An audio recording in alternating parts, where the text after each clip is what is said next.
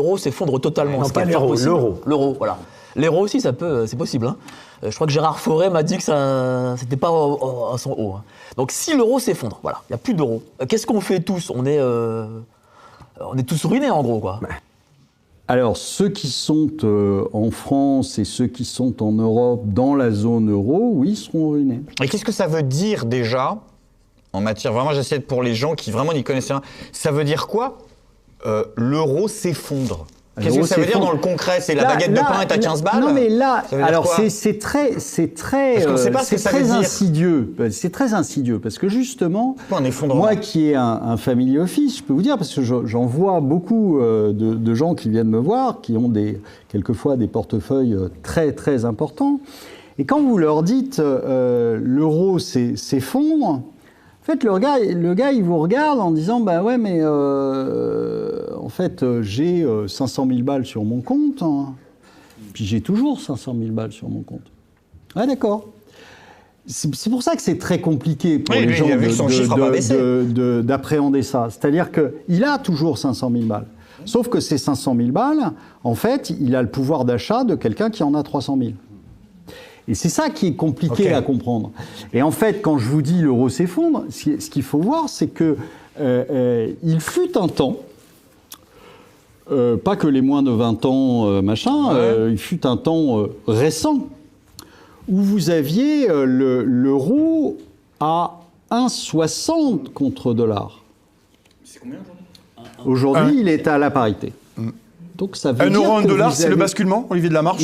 Le 1 euro, 1 dollar aujourd'hui, c'est un basculement ? Non, pour moi, c'est loin d'être le plancher. C'est-à-dire que là, vous êtes passé en dessous de la parité. Donc ça va descendre plus bas, selon vous ? Vous êtes passé à 0,96.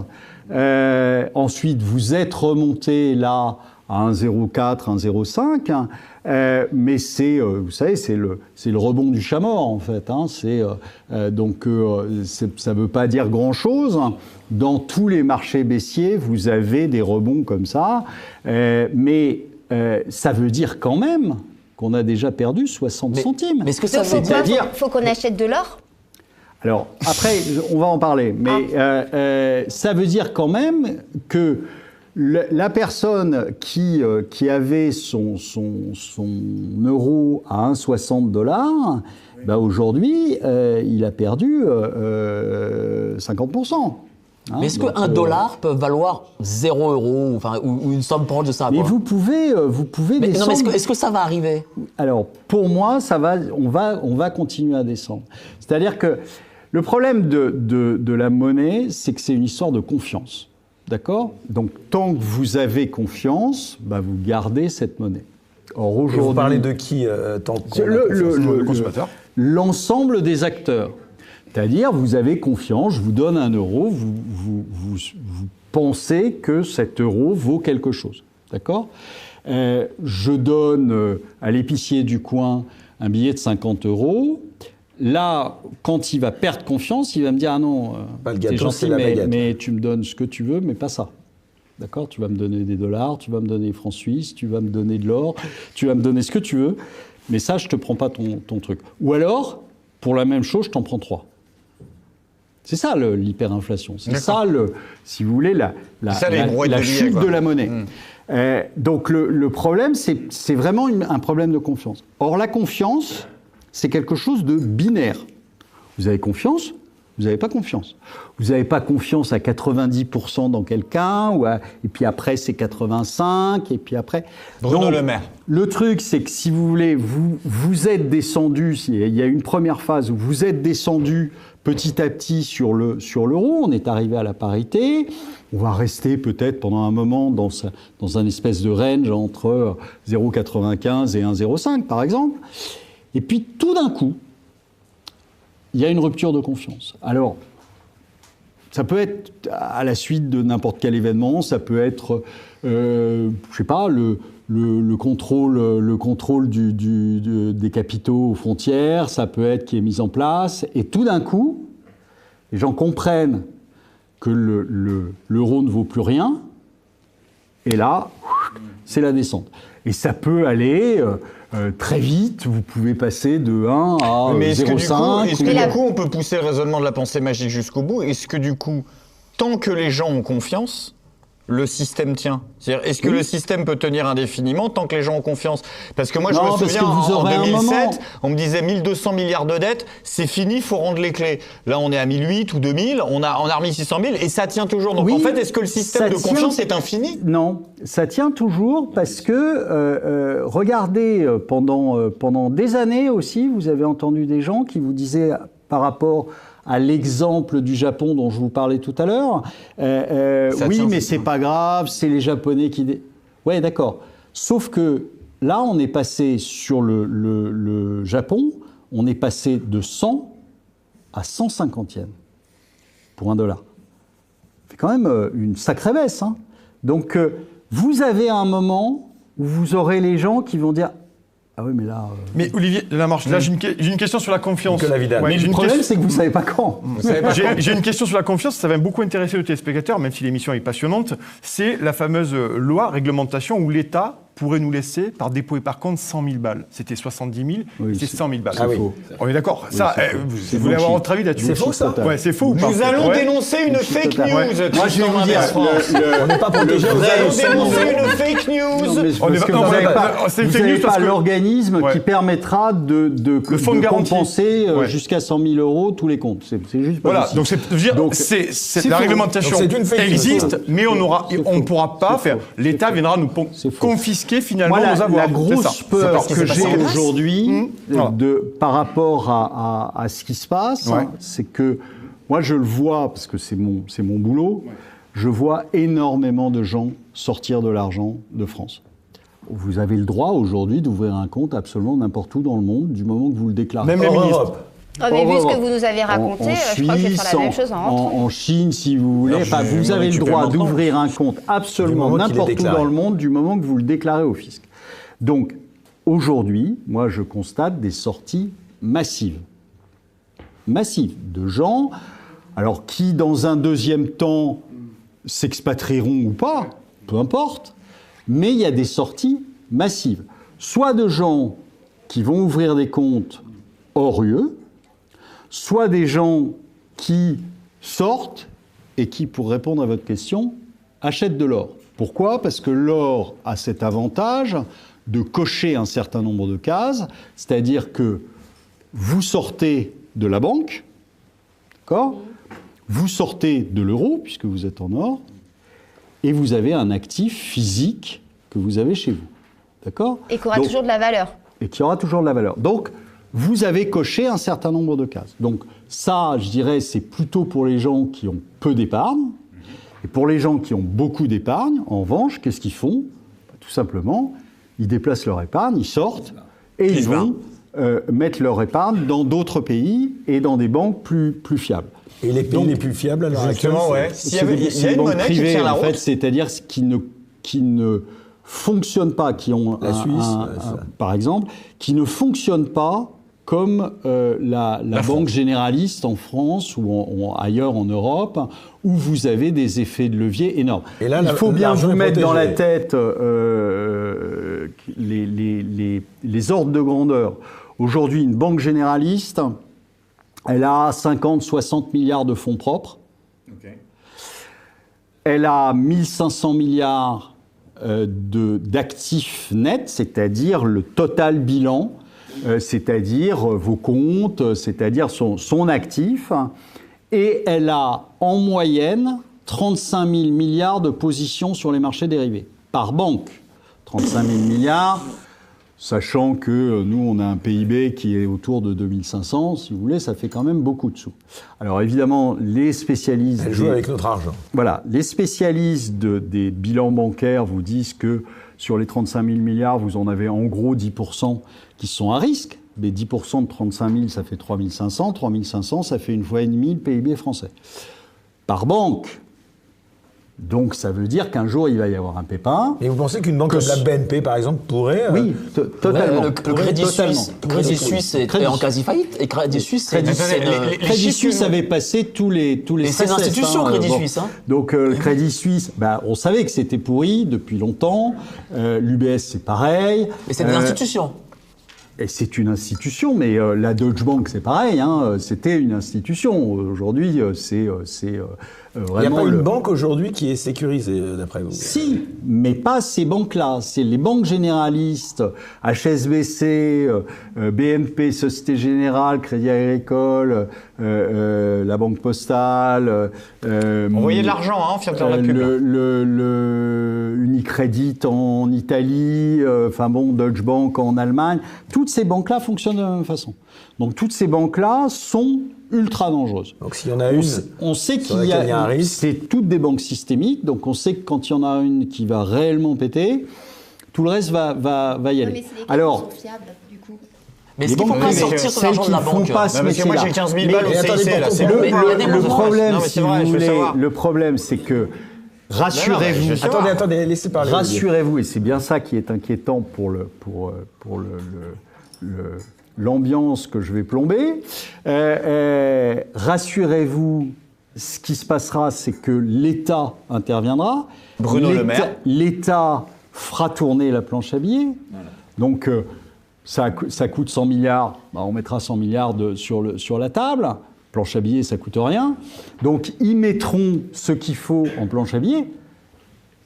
Malheureusement, la conséquence, c'est que votre euro ne vaudra plus rien. Mais est-ce qu'aujourd'hui, il faut, comme certains le disent, d'ailleurs qui militent pour, c'est-à-dire sortir de l'argent des banques, c'est-à-dire débancariser. C'est ce que je vous dis, c'est-à-dire faire que ça moi je le vois tous les jours parce que le mettre dans quel type de banque? J'ai une réponse. Je vais vous répondre. Le problème, c'est que c'est de plus en plus difficile. C'est-à-dire que les banques réagissent de plus en plus mal. Comment ça, elles réagissent? Si demain je vais voir ma conseillère au CIC, je dis bonjour Madame Duchemin, ton argent j'ai 15 000 balles, je veux les banque. prendre. Qu'est-ce qu'elle va me dire? Elle va vous dire non. Parce que l'argent Mais des banques, c'est à moi, madame. Non, mais elle va vous dire non quand même. Mais c'est à moi, madame. Oui, mais d'accord, elle va vous dire non. Pourquoi elle va vous dire je pas m'en dire fous que non ça soit à vous? C'est non. Mais j'ai signé un contrat, il y a marqué Elle ça. peut pas dire non. Non, mais Non, mais ton argent n'a pas Attendez, laissez Excusez-moi, aller. excusez-moi Je vais vous Olivier, je dire. vous prends pour Madame Duchemin parce que c'est personnel avec elle, mais je vais vous dire, c'est vous qui prenez, mais faites-le. Allez-y demain. Allez-y je vais demain voir Madame matin. Duchemin et je lui demande ça. Et vous en reparlerez à la prochaine émission. C'est-à-dire que si demain je vais voir Madame Duchemin et je lui demande mes 15 000 balles que j'ai économisées en 40 ans, elle me les donne pas. Non. Je pars pas de la banque, je Non. pars pas du Mais CIC c'est avec pas mes bon. 15 000 balles. Mais comment vous expliquez Alors, ça? question plus générale. mais si. Question juste plus générale. Mais si. Rapide. Mais non, mais je le vois tous les Quand jours. on ferme nos comptes, on peut Olivier, récupérer notre thune. Si demain, essayez. tous les Français Essayez. disaient, on va Demain. reprendre notre argent, à votre avis, enfin à vous de ce que vous voyez, si demain les principales banques, les Français veulent retirer Si on leur voit tout le argent, monde arriver, c'est ce que veut dire combien Olivier. de mais gens peuvent repartir? Quel est le pourcentage Je vais de vous dire, monnaie si qui demain il vient existe? seul dans sa banque Oui, retirer seul. son argent... Non. Si demain tous les Français Attendez, veulent laissez partir, il y a quoi? Il y a Laisse 1% répondre du maintenant fric Olivier à ta demandé qui question. sort? Laisse répondre Olivier à ta question. Oui, mais je l'emmerde, Madame Duchemin, moi. Mais vous pouvez. Elle vient de me rater Bon, allez, 15 000 allez, balles, je viens de allez, la prendre. S'il te plaît. Je vous dis, elle ne vous les donnera pas. Et pour quelle raison? Mais elle a le droit. Attends, laisse. Elle s'en fout. Elle va pas vous donner de raison. Elle ne le fera pas. Elle ne le fera pas. Vous avez, enfin, je peux vous Il les raconter. tirera à la banque, pas avec sa carte. Mais 15 000 balles, Non, mais ils vous ont pouvez 15 pas 000 les tirer par 15 000 milliards. balles avec votre carte. Vous ne les aurez pas. Je vous le dis, moi je le fais tous les jours. Ah, ils vont J'ouvre m'entendre. des comptes tous les jours en Suisse. Je fais des transferts tous les jours. D'accord? J'ai des histoires inimaginables. Inimaginables. Les banquiers Est-ce que c'est aujourd'hui l'idée qu'il ferme son parce compte, que c'est ça, parce ou- que en fait non, parce que en fait c'est un bank run mais qui dit pas son nom. C'est-à-dire que vous voyez pas des files de gens L'argent est devant la passé. banque qui réclament leur pognon, mais aujourd'hui Mais l'argent vous n'est avez plus dans la des banque. sorties massives. Donc ça veut dire que les banquiers ils sont comme ça et que les banquiers font tout pour retenir votre argent. Alors quelquefois ça se passe à peu près bien, quelquefois on met 3 semaines, quelquefois on met 6 mois. Non, mais il y a un Donc truc. vous avez des trucs. Moi, j'ai un client qui a demandé, qui est allé à sa banque avec une facture pour acheter de l'or en Suisse. d'accord, des pièces d'or. Il avait une facture en bonne et due forme d'une société qui est connue en Suisse et qui est réglementée, qui est etc. Il est arrivé, il a posé ça à la banque lui a dit non. Il a dit mais c'est une blague ou quoi? Non, il y a une loi, il y a un contrat, il y a un truc. Le gars, aujourd'hui, il en est à faire venir son avocat et un huissier dans la banque pour constater le truc. Donc je vous dis non. Moi, je vous annonce les prochaines étapes. C'est, Madame Lagarde l'a dit, elle veut faire un euro numérique. Alors, elle ne s'était pas aperçue qu'il était déjà numérique. Dans une banque, elle pensait qu'il y avait des tas de billets, mais non, en fait, c'est déjà numérique. En fait, ce qu'elle veut dire, c'est qu'elle va mettre la blockchain là-dessus. Bon, pourquoi la blockchain là-dessus? Parce que c'est super pratique. Je vais vous expliquer pourquoi. On rappelle un peu pour les gens qui nous écoutent ce que c'est que la blockchain, parce que c'est vrai. Après je vais en reparler. En fait, j'avais écrit un papier il y a déjà 2-3 ans en disant la première phase, c'est la japonisation des banques centrales, donc elles vont toutes faire la même chose, elles vont toutes se japoniser, c'est-à-dire elles vont toutes faire tourner la planche à billets et faire des quantitative easing, c'est ce qu'elles ont fait. Ensuite, j'avais dit, il va y avoir une soviétisation de l'économie. Et ensuite, on va arriver à la libanisation de l'économie. Je pense maintenant, on est au dernier stade, c'est-à-dire la libanisation. La soviétisation de l'économie, c'est quoi? En fait, on a endetté tout le monde à la faveur du Covid. Les prêts garantis par l'État, etc. Bon. C'est-à-dire qu'en fait, on a remplacé ce qui... pour un entrepreneur, est lunaire. On a remplacé de l'activité par de la dette. Vous perdez 50% de votre activité parce qu'on vous ferme, eh ben on va vous endetter à hauteur de 50% de votre chiffre d'affaires. Comme ça, vous remplacez de l'activité par de la dette. Le problème, c'est quand il faut rembourser. Et là, aujourd'hui, le problème... Là, vous parlez du PGE, Olivier Delamarche. On est d'accord. Là, aujourd'hui, ce qui va se passer, c'est que vous allez être obligé de rembourser, alors que votre chiffre d'affaires se casse la gueule parce qu'on est en récession, et qu'en plus, vos coûts explosent. Ça va être compliqué. Ça va être très compliqué. Ça veut dire quoi? Ça veut dire que vous allez vous faire racheter soit par un très gros, soit, en fait, vous appartenez à qui? Vous appartenez à celui qui vous a prêté. Qui vous a prêté? Pas la banque. Là, dans le cas présent, l'État. Donc, en fait, ça veut dire que on va vous rendre totalement dépendant. Ça, c'est la première phase. La deuxième phase, on va installer le revenu universel, ce que vous ne travaillez pas. C'était déjà les mises au chômage partiel, c'était déjà le cas. Donc, en fait, vous recevrez votre chèque de qui? De l'État. D'accord, ou de la Banque centrale, qui va vous donner des petits euros à dépenser. Pour la consommation. Voilà, pour la consommation. Et là, je ne sais pas si ça vous a échappé ou pas, mais il y a 2 semaines, c'est sorti.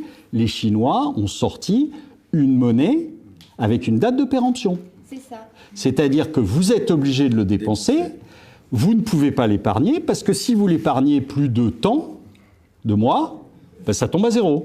Mais justement, notre modèle économique et notre façon de fonctionner se calque sur celui de la Chine. Oui, non, mais parce que c'est génial. Je ne sais pas si vous vous souvenez, mais pendant le Covid, vous aviez nombre d'économistes pas de plateau, mais d'économistes de cours, on va dire. Il y avait nombre d'économistes de cours et nombre de politiques qui vous disaient, et puis j'ai vu d'ailleurs une des LREM, une ministre, je ne sais plus laquelle, j'oublie leur nom tellement ils sont nuls. Agnès Pannier-Runacher au hasard. C'est ce que j'allais dire. Non, c'est pas elle. C'est pas elle. Mais pareil, dans le même genre. Qui a dit, mais il faut que les Français comprennent qu'il faut dépenser, il ne faut pas épargner. Eh bien, c'est la même chose, c'est-à-dire que là, ils ont un instrument magique, c'est-à-dire que soit vous dépensez, soit ça tombe à zéro. Olivier, donc ça va être génial. Mais est-ce que tout ce qui se passe là, actuellement, et ce qui va arriver, est-ce que c'est parce que les gens qui nous gouvernent sont des tocards et des nuls, ou est-ce que c'est un plan qu'il y a derrière, des gens qui ont cogité quelque chose pour qu'on arrive vers ça? L'État prof. Voilà l'étape profonde. Il y a une grande guerre entre ces deux clans, on va dire. Attention, tu vas être complotiste là. Ouais, hein. je suis complotiste à fond là aujourd'hui.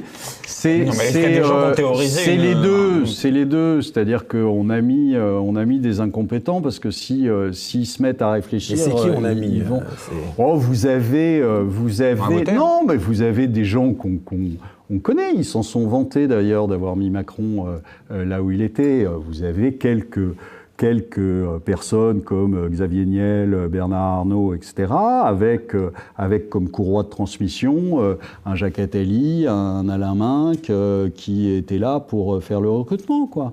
Donc oui, vous avez des gens qui poussent leurs pions pour avoir quelqu'un qui va leur obéir. Et puis vous avez, alors en plus, si vous voulez, vous avez, en tout cas en Europe, il faut savoir que on n'a absolument aucun pouvoir. Aujourd'hui, c'est la Commission européenne qui décide. Nous, on est là pour appliquer. Et on a une marge de manœuvre qui est très très faible. Donc c'est pour ça que quand vous entendez certains partis politiques qui vous disent « Ah ben non, on va rester dans l'Europe, mais on va les faire changer », c'est une blague.